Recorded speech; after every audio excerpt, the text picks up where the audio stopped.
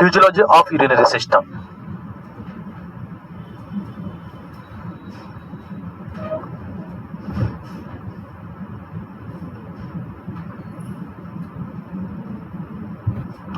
Physiology of urinary system. दो बातें आप लोग यहां पर सीखेंगे। कितनी बातें बच्चों बताओ? कौन कौन सी दो? एक तो formation of urine, formation of urine and excretion of urine. सबसे पहले बात करेंगे आप लोग फॉर्मेशन ऑफ यूरिन की।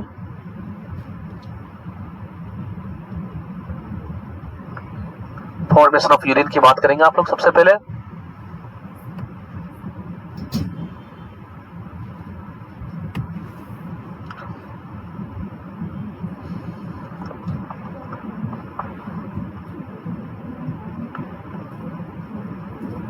सबसे पहली चीज आपको पता है कि यूरिन का फॉर्मेशन किडनी के अंदर कहां पर होता है बताओ?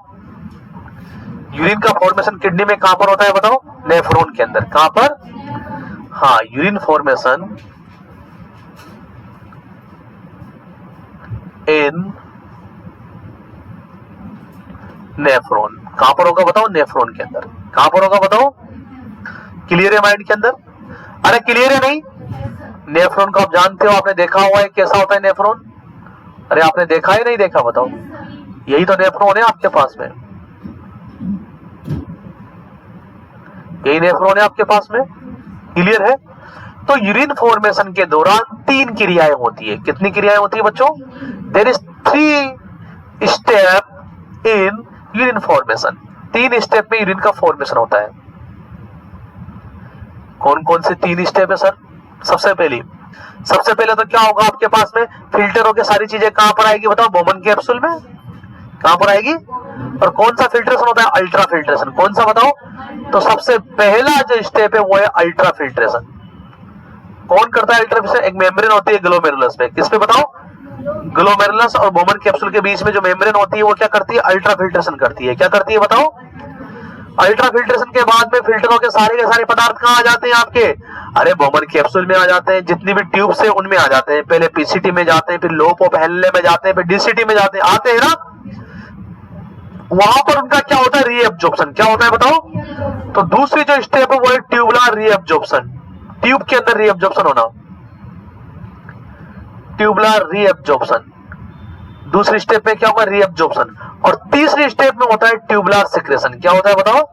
आपको पता है सिक्रेशन कहां पर होते हैं बताओ? डीसीटी पे। कहां पर बताओ? हाँ, ट्यूबुलर सिक्रेशन। 3 स्टेप में। और जो बनेगा वो क्या रहेगा? यूरिन। जो बनेगा वो क्या रहेगा? और फिर वो कहां जाएगा यूरिन बताओ? सीटी में। कहां जाएगा? सीटी से पिरामिड, पिरामिड से पेपिला, पेपिला से minor calyx, major calyx, renal pelvic, ureter, urinary bladder, urethra, और यूरेथ्रा से आउट। तो सबसे पहले बात करते हैं अल्ट्रा फिल्ट्रेशन की, पहली स्टेप के बारे में।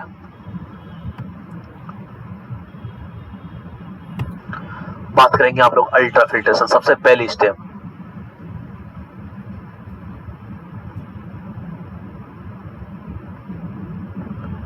अल्ट्रा फिल्ट्रेशन आपको बता दें, फर्स्ट स्टेप अल्ट्रा फिल्ट्रेशन।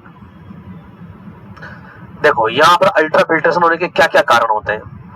सबसे पहले आपको पता है, देखो इधर देखिए, आपको पता है कि ग्लोमेरुलस के द्वारा ब्लड आता है और उस ब्लड के ही फिल्टर होने की वजह से जो है आपका यूरिन बनता है। इधर देखिए, तो आपके ग्लोमेरुलस में फिल्टर, सामने देखो ग्लोमेरुलस में जो ब्लड आता है वो किसके द्वारा आता है? अफरेंट आर्टेरियल के द्वारा। और जाता है वो किसके द्वारा जाता है? इफरेंट। तो यहां पर जो फिल्ट्रेशन होने का जो कारण है, कितने कारण है? सबसे पहला जो कारण है डायमीटर ऑफ आर्टेरियल।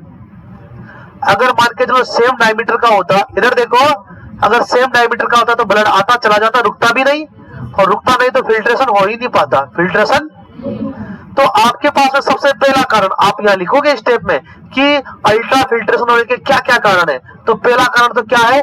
डायमीटर में जो है वेरिएशन होना, जो अफरेंट आर्टरियोल है उसका डायमीटर ज्यादा होता है, इफरेंट आर्टरियोल का डायमीटर कम होता है, जिसकी वजह से ब्लड ग्लोमेरुलस में थोड़ी देर के लिए रुकता है, और थोड़ी देर के लिए रुकने की वजह से वहां पे हाइड्रोस्टैटिक प्रेशर भी बढ़ जाता है, तो फ्लूइड भी निकल जाता है, और फिल्ट्रेशन मेम्ब्रेन होने की वजह से जो है पदार्थ भी फिल्टर होकर कहां चले जाते हैं, बोमन कैप्सूल में चले जाते हैं। आई बात समझ में? अरे समझे नहीं समझे? तो देखिए आपके पास में causes of ultra filtration. Ultra filtration का कारण क्या है? देखो कारण,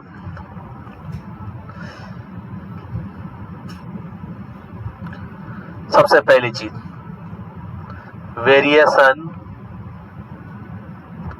इन glomerulus diameter, sorry glomerulus आर्टरियोल diameter. इसका मतलब समझ गए आप लोग? ये जो लिखा है इसका मतलब समझे नहीं समझे? बताओ बताओ क्या लिखा है हिंदी में, बताओ। हाँ, जो ग्लोमेरुलस के आर्टरियोल है उनके डायमीटर में वेरिएशन होना। वेरिएशन का मतलब एक बड़ा एक छोटा होना। तो क्या होता है इसकी वजह से? देखो लिखिए आप लोग, अफरेंट आर्टरियोल का डायमीटर इफरेंट आर्टरियोल से ज्यादा होता है, इस वजह से ब्लड ग्लोमेरुलस में स्टे करता है। क्या करता है बताओ? और इस वजह से, स्टे करने की वजह से ग्लोमेरुलस में हाइड्रोस्टैटिक प्रेशर क्या हो जाता है? बढ़ जाता है। और जब हाइड्रोस्टैटिक प्रेशर बढ़ जाने की वजह से जो है ब्लड से फ्लूइड निकल कर कहां आ जाता है बताओ? बोमन कैप्सूल में। एचपी बढ़ जाने की वजह से, एचपी का मतलब हाइड्रोस्टैटिक प्रेशर बढ़ने की वजह से जो फ्लूइड है वो ग्लोमेरुलस से निकलकर कहां जाएगा बताओ? बोमन कैप्सूल में। एक कारण तो ये हो गया। दूसरा, ये तो फ्लूइड का हो गया, किसका हो गया बताओ? दूसरी बात, एक जो है अल्ट्रा फिल्ट्रेशन मेम्ब्रेन पाई जाती है। किन किन के बीच में बताओ? A ultra filtration membrane found पाई जाती है, किस किस के बीच में बताओ?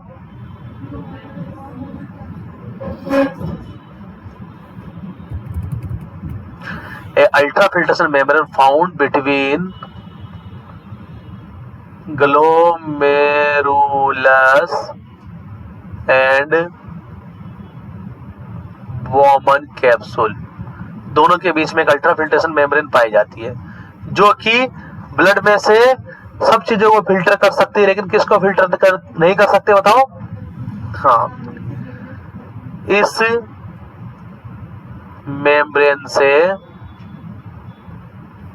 Protein, RBC, WBC and platelet के अलावा सब फिल्टरों के अलावा सब फिल्टर होकर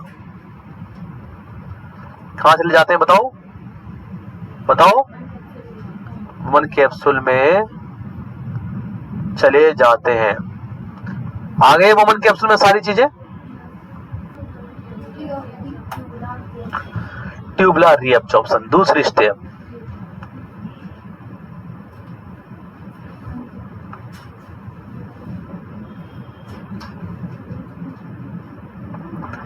ट्यूबुलर रीअब्जॉर्प्शन। आपको एक बात बता दूं बच्चों, यहाँ पे बहुत इंपॉर्टेंट, इधर देखेंगे आप लोग, इधर देखो, ये जो आपके पास में फिल्टर होके किसमें आया? बोमन कैप्सूल में। जो सामान फिल्टर होके बोमन कैप्सूल में आया उसे क्या बोलते हैं? Glomerulus filter. क्या बोलते हैं बताओ? क्या बोलते हैं बताओ? बताओ इस ग्लोमेरुलस फिल्टर में क्या क्या चीजें होती है? कौन कौन सी चीजें इसमें? एक तो वाटर है, पता है आप लोगों को क्या है बताओ? मेन तो सबसे ज्यादा तो क्या रहेगा इसमें बताओ?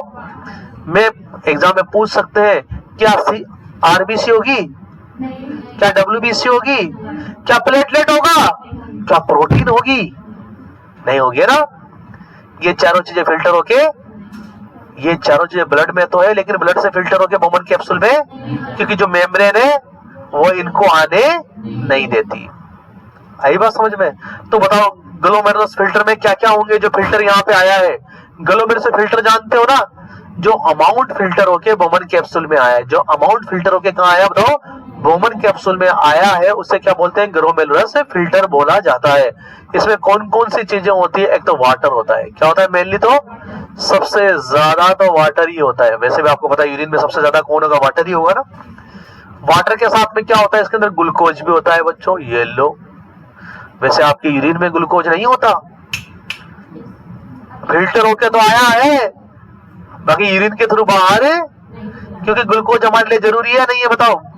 तो जरूरी चीजें क्या हो जाएगी? वापस खींच ली जाएगी। कल बात चली थी ना इसके बारे में। हाँ, और क्या होते हैं इस फिल्टर में बच्चों? Amino acid. बताओ ये बताओ, अपशिष्ट पदार्थ है या काम की चीज है? काम की चीज है। क्या काम आती है? प्रोटीन बनाने के। क्या काम आती है? हाँ बताओ, इलेक्ट्रोलाइट काम की चीज है या बेकार है? काम की चीज है, इसको भी वापस लिया जाएगा बाद में। बताओ यूरिया नहीं है। बताओ यूरिक एसिड, ये भी नहीं है।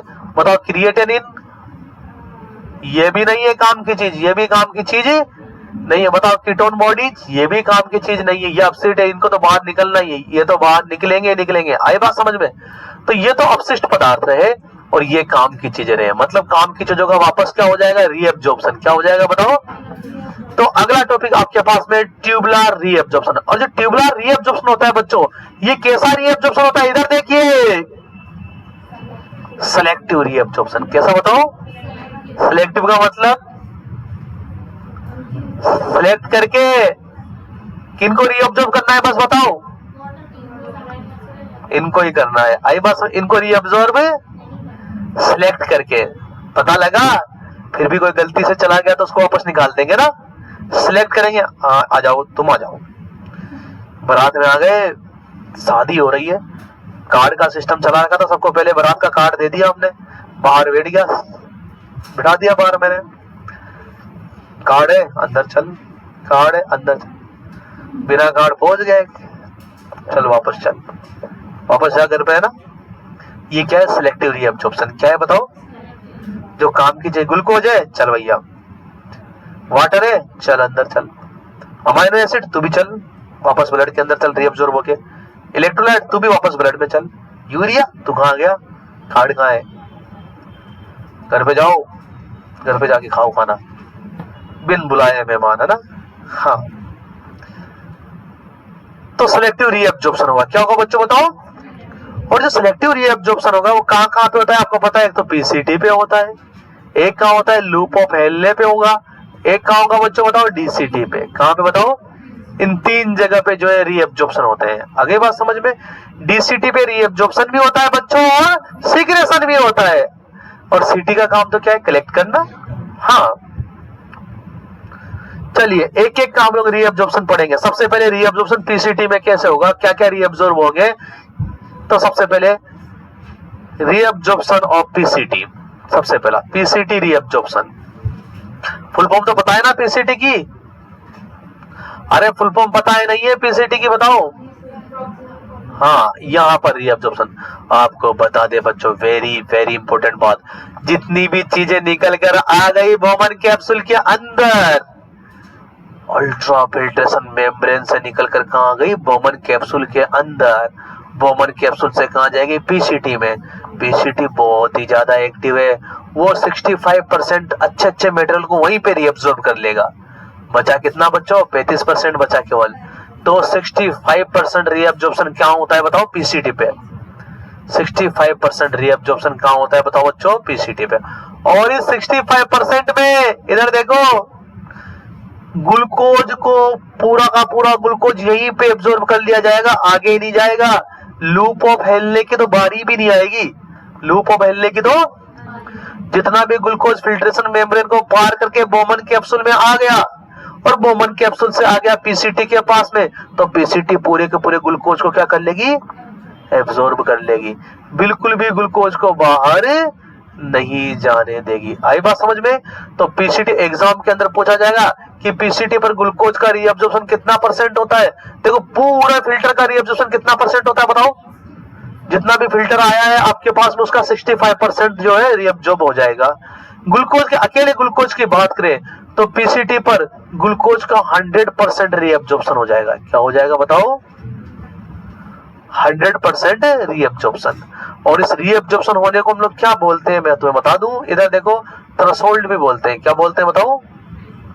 थ्रेशोल्ड। थ्रेशोल्ड का मतलब कितना रीअब्जॉर्ब हो पा रहा है। तो बताओ कितना रीअब्जॉर्ब हो पा रहा है यहाँ पे? 100%। तो आप लोगों से पूछा जाए कि नेफ्रॉन के अंदर ग्लूकोज का थ्रेशोल्ड वैल्यू कितनी होती है? 100% होती है। थ्रेशोल्ड का मतलब परसेंटेज ऑफ रीअब्जॉर्प्शन। तो आपसे पूछा नेफ्रॉन के अंदर ग्लूकोज कितना परसेंट रीअब्जॉर्ब होता है? 100%। एक सवाल तो ऐसे।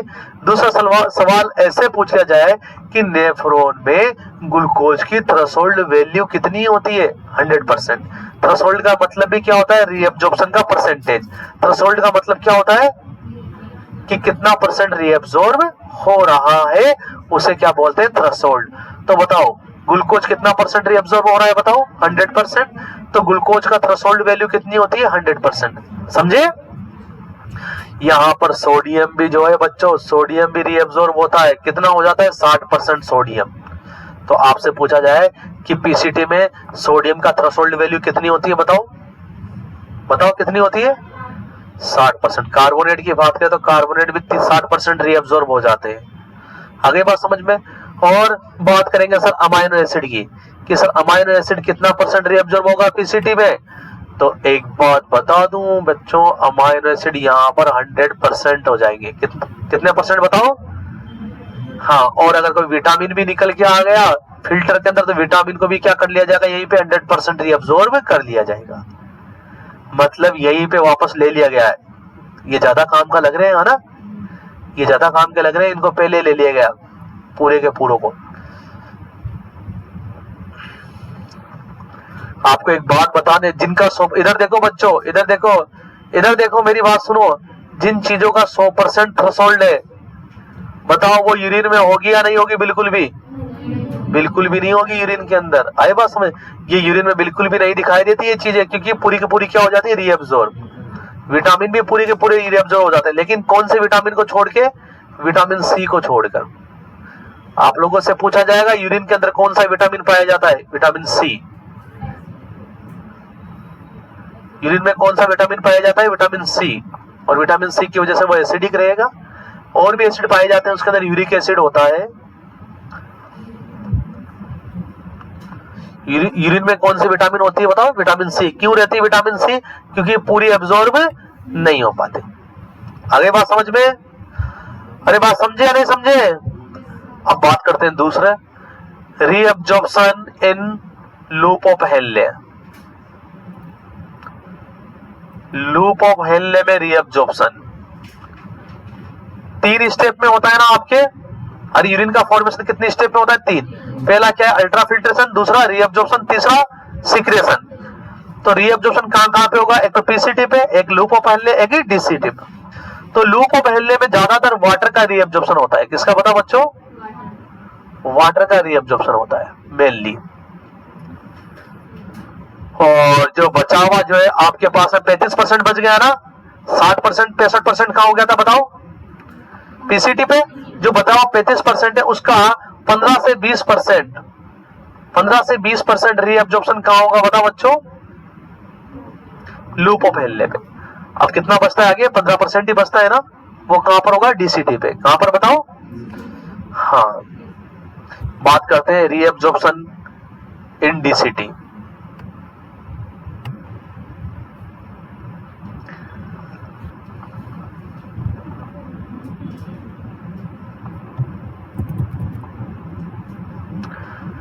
तीसरा कहां पर रीअब्जॉर्प्शन होगा? रीअब्जॉर्प्शन इन डीसीटी। आपसे पूछा जाए डीसीटी पे कितना रीअब्जॉर्प्शन होता है तो 15% बचाना। 15% रीएब्जॉर्प्शन कहाँ होगा बताओ बच्चों? डीसीटी पे। पहली चीज तो आई बात समझ में। और मेनली यहां पर देखो ध्यान से सुनिएगा, कैल्शियम एंड फोस्फोरस यहीं पे रीअब्सॉर्ब होते हैं। पूछ लिया जाए कि कैल्शियम और फोस्फोरस का रीअब्सॉर्ब कौन से लोकेशन पे होता है तो क्या बताएंगे आप लोग? बताओ डीसीटी पे। कहां पे बताओ? और वाटर का और सोडियम का भी रीअब्सॉर्प्शन होता है कुछ मात्रा में, वाटर एंड सोडियम रीअब्सॉर्ब। लेकिन वो रीअब्सॉर्ब तो होती है, इधर देखो बाद में लिखना, वाटर और सोडियम दोनों का रीअब्सॉर्प्शन भी देखो। मेनली वाटर का रीअब्सॉर्प्शन कहां हो रहा है बताओ? लूप ऑफ हेनली पे। मेनली कहां हो रहा है बताओ? जो कुछ बचा हुआ है वाटर जो रीअब्सॉर्ब करना है वो कहां होगा? डीसीटी पे। लेकिन डीसीटी पे जो वाटर और सोडियम का रीअब्सॉर्प्शन होगा, ध्यान से सुनना, वो किसकी वजह से होगा? हार्मोन के इफेक्ट की वजह से। किसकी वजह से बताओ? और कौन से हार्मोन के इफेक्ट की वजह से होगा? जो वाटर होगा वो किसकी वजह से होगा बताओ? एडीएच की वजह से। और जो सोडियम होगा वो किसकी वजह से? एल्डोस्टेरोन की वजह से। एल्डोस्टेरोन क्या है बताओ? एक तरह का मिनरलोकोर्टिकोइड्स। क्या है बताओ बच्चों? मिनरलो बताया हुआ है ना ये सब चीजें, कोर्टिकोइड्स। तो ये आपने क्या देखा बच्चों? रीअब्जॉर्प्शन। क्या देखा बताओ? उसके बाद क्या आएगा बताओ? तीसरी स्टेप क्या है बताओ? सिक्रेशन। क्या है बताओ? तीसरी स्टेप सिक्रेशन है।